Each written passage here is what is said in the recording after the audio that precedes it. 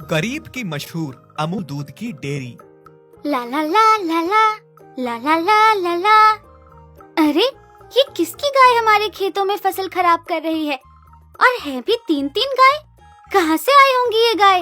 हाँ, एक काम करती हूँ, इन्हें यहाँ से भगाती हूँ। ए गाय, चलो चलो हटो यहाँ से, चलो निकलो निकलो जल्दी से। तुम तीनों ने हमारे खेतों की फसलें खराब कर दी, चलो निकलो। अरे ये तो निकलने का नाम ही नहीं ले रही। हे भगवान, ये तो मुझे कई दिनों से भूखी लग रही है। मुझे इन्हें यहाँ से नहीं हटाना चाहिए, ये भूखी है। तभी सपना के माता पिता भी सेठ के यहाँ से काम करके वापस उसी रास्ते से लौट रहे थे और वो देख लेते हैं कि गाय खेतों में घास खा रही है। फिर वो सपना को पूछने लगते हैं कि ये किसकी गाय है और खेतों में क्या कर रही है। बाबा, न जाने ये किसकी गाय है। मैं यहाँ पर खेल रही थी, तभी मैंने देखा कि 3-3 गाय हमारे खेतों में घुस गई हैं और हमारी फसल खराब कर रही है। फिर थोड़ी देर के बाद मुझे ये महसूस हुआ कि वो फसल खराब नहीं कर रही हैं, बल्कि बेचारी घास खा रही है। भूखी है कई दिनों से, इसलिए मैंने उन्हें यहाँ से नहीं निकाला, खाने दिया। वो सब तो ठीक है बेटी, लेकिन तुम्हें तो पता ही है ना कि खेत भले ही हमारे हैं, लेकिन कब्जे में मालिक के हैं। इन खेतों पर उन्हीं का कब्जा है और इस फसल पर भी। अगर उन्हें पता चल गया कि तुम गायों को फसल खिला रही हो तो सेठ बहुत गुस्सा हो जाएंगे। बाबा, लेकिन ये गाय मुझे भूखी लग रही है, इनका क्या होगा? और न जाने कहां से आई हैं। इनका अता पता भी तो नहीं है कि ये किसकी है। बाबा, मेरा तो मन कर रहा है कि हम इन्हें अपने साथ अपने घर ले जाते हैं। बेटी, ऐसे ही किसी की गाय को हम अपने घर कैसे ले सकते हैं? अगर कल को इनका मालिक लौट के वापस आ गया तो? माँ, जब मालिक लौट के आएगा तब का तब देखा जाएगा। फिलहाल अभी हमें इन्हें अपने घर ले जाना होगा। इन्हें कुछ खिलाना पिलाना होगा, बहुत भूखी लग रही है। बंसी और बंसी की पत्नी अपनी बेटी सपना की बात मान के गाय को घर ले जाते हैं। दरअसल बंसी ने बहुत लंबे समय से सेठ से कुछ पैसे लिए थे, जिसके बदले में अपने सारे खेत गिरवी रखे थे। सेठ इतना बेईमान था कि चाहता था कि बंसी का कर्जा कभी खत्म ना हो और उसके बदले दिन रात बंसी और उसकी पत्नी से अपने घर का सारा काम करवाता था। और साथ में वो यह भी चाहता था कि उनकी बेटी सपना भी उनके घर में नौकरों की तरह काम करे। लेकिन बंसी और उसकी पत्नी की सोच ऐसी नहीं थी। वो अपनी बेटी सपना को आगे बढ़ाना चाहते थे। वो चाहते थे कि उनकी बेटी उनका नाम रोशन करे। लेकिन सेठ ये कभी भी नहीं चाहेगा कि गरीब अपना नाम रोशन करे। वो यही चाहता था कि हर गरीब उसके घर का नौकर बनकर रहे। बेटी, मैं और तुम्हारी माँ तो सेठ जी के घर का काम करने के लिए जा रहे हैं। अब इन गायों को तुम कैसे अकेले संभालोगी? तुम पढ़ाई करोगी या गाय संभालोगी? बाबा, आप ये क्यों नहीं सोच रहे हैं कि शायद भगवान ने हमारी किस्मत के द्वार खोल दिए हैं इन गायों को भेज के?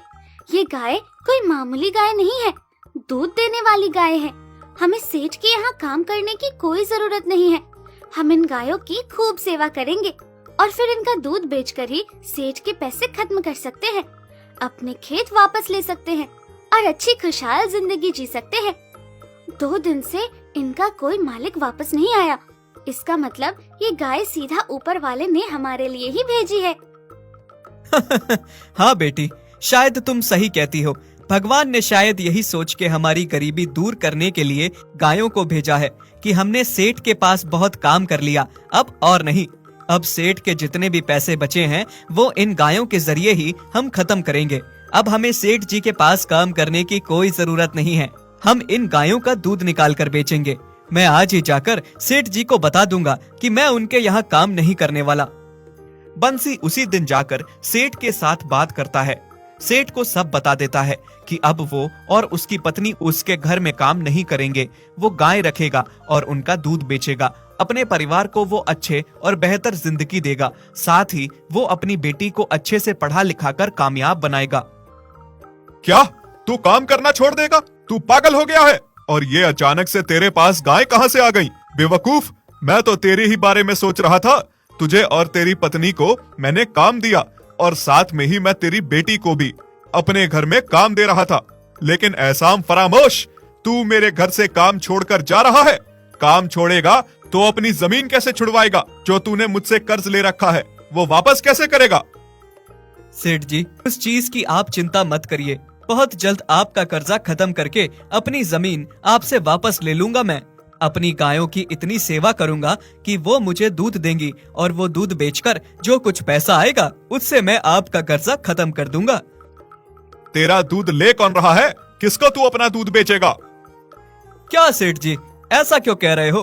पूरा गांव पड़ा है, सब ने कहा है कि सब मेरे घर से दूध लेंगे और सब अगर 1-1 लीटर भी दूध लेते हैं तो इतना तो मैं कमा ही लूंगा कि महीने भर में आपका कर्ज खत्म कर दूं। सेठ को इस बात से आग लग जाती है कि बंसी ने उसके घर में काम करना छोड़ दिया है और उसने अब अपनी गाय रख ली है और गाय का दूध बेचकर बहुत जल्द उसका कर्जा उतार लेगा। तेरा दूध कोई लेगा तब ना? तुझ में इतनी हिम्मत आ गई है कि अब तू मेरे घर में काम करने से इनकार करे? अब देख मैं क्या करता हूँ। सेठ अपने कर्मचारी से कहकर पूरे गांव वालों को इकट्ठा करवाता है और उनसे बात करता है। सुनो गांव वालों, अगर तुम में से किसी ने भी बंसी के यहाँ से दूध लिया तो जो तुम लोगों की जमीन मेरे पास गिरवी है उसका कर्ज मैं डबल कर दूंगा और तुमसे डबल पैसे और काम लूंगा। इस तरह से सारे गांव वाले सेठ की धमकी से परेशान होकर बंसी के घर से दूध लेने से मना कर देते हैं। अब बेच बंसी दूध। अब तो तुझे, तेरी पत्नी और यहाँ तक कि तेरी बेटी को भी मेरे घर में नौकर की तरह काम करने के लिए आना ही पड़ेगा। तुम सब गांव वाले मेरी जूती की धूल हो। सारे की सारे हमेशा मेरे कर्ज में डूबे रहोगे और हमेशा मेरे घर पर, मेरे खेतों में नौकर बनकर काम करोगे। इस बात से बंसी बहुत परेशान हो जाता है। जब गांव वाले उसे कहते हैं कि उसके घर से दूध नहीं लेंगे तो बंसी उदास होकर घर लौट आता है। बाबा, क्या हुआ? आप इतनी चिंता में क्यों हैं? और क्या हो गया बाबा? आज पहले ही दिन गांव वाले इतना लेट क्यों हो गए और दूध लेने क्यों नहीं आए हैं? मैंने और माँ ने दूध निकाल के सारे बर्तन भर दिए हैं। कोई दूध लेने क्यों नहीं आया? कोई दूध लेने नहीं आएगा बेटी। हमने जो सपने देख रखे हैं वो पूरा नहीं होंगे। ना ही हम सेठ का कर्ज खत्म कर पाएंगे और ना ही हम अपनी जमीन वापस ला पाएंगे। आप ऐसा क्यों कह रहे हैं जी? अभी काम शुरू भी नहीं हुआ और आप ऐसे अनाप शनाप बातें करने लगे। क्या हो गया आखिर ऐसा? मैं बिल्कुल सही कह रहा हूँ। सेठ ने पूरे गांव को धमका रखा है कि कोई मेरे घर से दूध नहीं लेगा। जिसने मेरे घर से दूध लिया तो सेठ उसकी जमीन उन्हें वापस नहीं करेगा। अब क्या होगा जी? ऐसे तो हमारे सारे सपने अधूरे रह जाएंगे। और दूध का क्या? इतना सारा दूध तो खराब हो जाएगा। क्या करेंगे हम इतने सारे दूध का? माँ बाबा, आप दूध की चिंता ना करो। मैं अपने ट्यूशन टीचर गोपाल भैया से इस बारे में बात करती हूँ। शायद वो हमें इस बारे में कोई राह दिखाए। गोपाल सपना का ट्यूशन टीचर था। गोपाल को पढ़ाने लिखाने का बहुत अनुभव था। वो शहर से पढ़ के आया था और गांव में आके गरीब बच्चों को पढ़ाने का काम करता था। आए दिन गरीबों की भी मदद किया करता था। फिर सपना गोपाल से जाकर इस बारे में बात करती है। अरे सपना, बस इतनी सी बात को लेकर चिंता कर रही हो? भैया, चिंता ना करो तो क्या करूं? हमारी जमीन पर तो सेठ ने कब्जा कर रखा है और अगर ऐसा ही चलता रहा तो थोड़े दिनों में हम घर से बाहर आ जाएंगे। मेरे माँ बाबा बहुत चिंता में हैं। अब बस आप ही इसका हल निकाल सकते हैं। सपना, तुम चिंता मत करो। तुम घर जाओ और अपने बाबा से कहो कि मैं आके शाम को मिलता हूँ। बंसी, उसकी पत्नी और सपना शाम को गोपाल के आने का इंतजार कर रहे होते हैं। बेटी सपना, तुमने सच में गोपाल से बात की थी ना? तुम तो कह रही थी कि शाम को गोपाल घर आएगा और इस चीज का हल निकालेगा। बाबा, आप चिंता ना करिए। गोपाल भैया अपने जुबान के पक्के हैं और वो गरीबों की मदद करते हैं।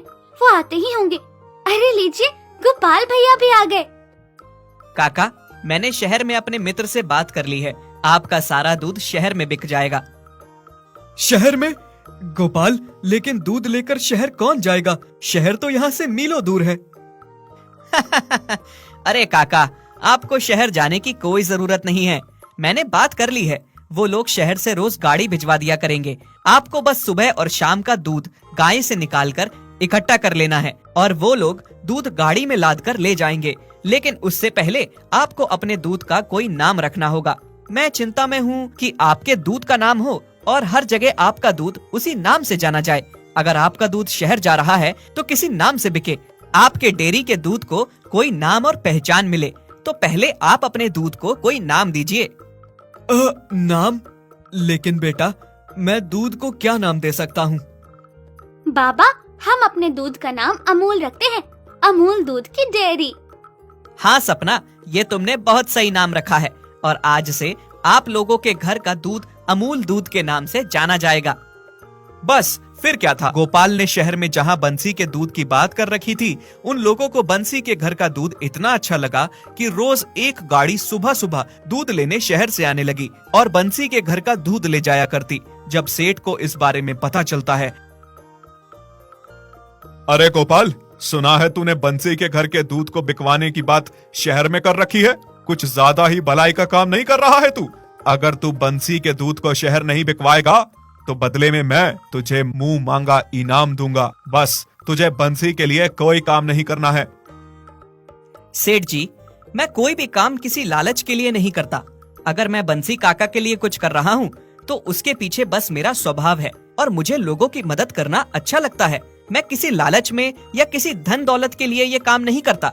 और रही मुंह मांगे इनाम की बात, तो मुझे नहीं चाहिए कोई इनाम। जो आप मुझे इनाम देना चाहते हैं उसे आप गरीबों में बंटवा दीजिए। कम से कम गरीब आपका भला तो कहेंगे। ये कह के गोपाल वहाँ से निकल जाता है। सेठ को गोपाल पर बहुत गुस्सा आता है। उसे लगता है कि गोपाल ने उसे बहुत खरी खोटी सुनाई है। यह गोपाल कुछ ज्यादा नहीं बोल रहा है। कोई बात नहीं, अगली बार तुम्हें देख लूंगा मैं। ये लो गोपाल, थोड़ी सी खीर और पूड़ी है, खा लो। सपना की माँ और सपना दोनों ने मिलकर बनाई है, खास तुम्हारे लिए। हाँ भैया, थोड़ी खीर पूरी और ले लो ना। नहीं नहीं नहीं, बस मैंने तो इतना खा लिया कि मेरा पेट फट जाएगा। गोपाल, तुम्हारा ये एहसान हम कैसे उतारेंगे? तुमने जो हमारी मदद की है उसके लिए तुम्हारा बहुत बहुत धन्यवाद। हाँ बेटा गोपाल, बहुत भले हो तुम। एक तो हमारी सपना को मुफ्त पढ़ाते हो और ऊपर से हमारी इतनी मदद की तुमने। अरे काका काकी, आप ऐसा ना सोचिए, मैंने कुछ नहीं किया है। ये सब आपकी मेहनत और लगन से हुआ है। मैंने तो बस आपको एक राह दिखाई है, बाकी सब तो आपने ही किया है। और हाँ काका, आपकी बेटी बहुत होनहार है हर एक काम में। आप इसे खूब पढ़ाइएगा। भैया, मैं तो बस आपकी ही तरह बनूंगी, लोगों की मदद करूंगी और गरीब बच्चों को पढ़ाऊंगी बड़े होकर। ठीक है, पहले बड़ी तो हो ले। इस तरह से बंसी के अमूल की डेयरी हर जगह मशहूर हो गई। बंसी ने और भी बहुत सारी गायें खरीद रखी थी और अपनी डेयरी का नाम अमूल डेयरी रखा था। अब जगह जगह से बंसी के दूध के लिए ऑर्डर आने लगे थे और लोग बंसी के घर का दूध लेना ही पसंद कर रहे थे।